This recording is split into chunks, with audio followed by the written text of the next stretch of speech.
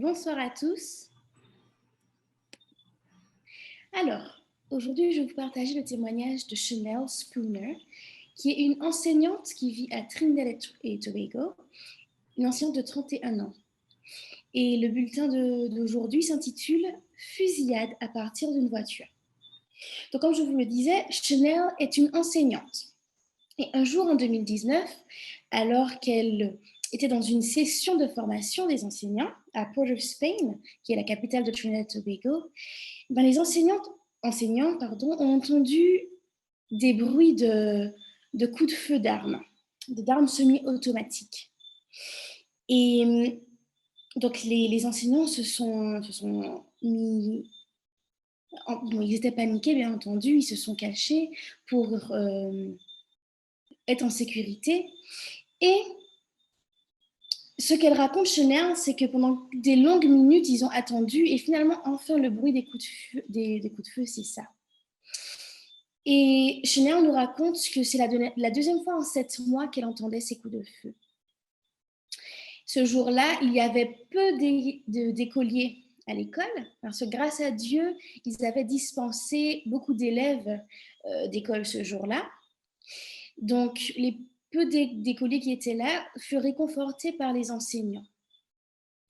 Et les policiers qui étaient à l'extérieur ont demandé aux conducteurs de déplacer leur voiture en stationnement. Donc Chanel se rend à l'extérieur pour s'approcher de sa voiture. Et le policier lui dit non, non, l'interdit de s'approcher de sa voiture. Il dit mais est-ce que je peux au moins voir ma voiture? Donc le policier la conduit à son véhicule. Et là, elle voit des trous de balles dans son véhicule. Elle est choquée. C'est une voiture qu'elle avait achetée moins de 2 ans auparavant. Mais malgré cette tragédie, elle remercie Dieu parce que personne n'a été tué ce jour-là. Donc, quand on arrive chez elle le soir, elle prie et voici la prière qu'elle dit. Merci mon Dieu de m'avoir sauvée ainsi que toutes les personnes qui se trouvaient à proximité des coups de feu. Merci pour ta protection constante dans ma vie. Alors qu'elle repense à cette attaque, elle se rappelle d'une conversation qu'elle a eue avec un garagiste alors qu'elle était allée pour une vidange d'huile. Et le garagiste qui lui dit oui, malheureusement, beaucoup de personnes accordent trop d'importance au matériel et des fois le matériel passe avant Dieu. Et donc là, Chanel qui lui raconte bien entendu ces expériences qu'elle avait eues avec les bruits de coups de feu qu'elle entendait assez fréquemment.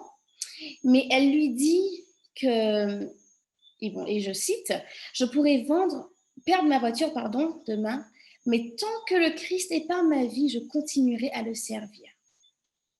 Donc là, ce jour-là, en fait, elle a pris la décision que le Christ serait plus important que toutes les choses qu'elle... c'est les mots anglais qui me viennent. Qu'elle aurait, voilà. Non, mais c'est grave. Alors, quelques jours après la fusillade, donc les collègues de Chanel lui ont conseillé de vendre sa voiture. Donc, un collègue lui dit « Vends ta voiture, il y a une énergie démoniaque en elle. » L'autre lui dit « Oui, débarrasse-toi d'elle. Il y a un problème avec cette voiture. » Mais Chanel ne voyait pas de raison de la vendre. Elle leur répondit « Mais il ne s'agit pas de la voiture. Nous ne devons pas nous concentrer sur les choses matérielles. Nous devons nous concentrer sur Dieu. » Et elle croit justement que sa voiture est un témoin de la bonté de Dieu. Et voici ce qu'elle dit. Il s'agit vraiment de Dieu qui nous protège alors que nous gardons notre foi et proclamons son nom dans les moments difficiles.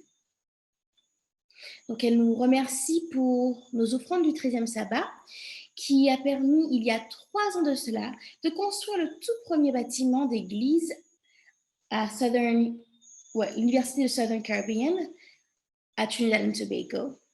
Et elle vous remercie de continuer à soutenir l'université pendant les offrandes du 13e sabbat ce trimestre. Et ces offrandes permettront d'aider un centre d'influence qu'ils ont intitulé Better Living, qui veut dire une vie meilleure, sur le campus, pour former des étudiants à devenir missionnaires. Donc, pensons au témoignage de Chener et pensons justement aux offrandes qui aideront grandement à l'avancement de l'œuvre à Trinidad et Tobago. Merci pour votre écoute.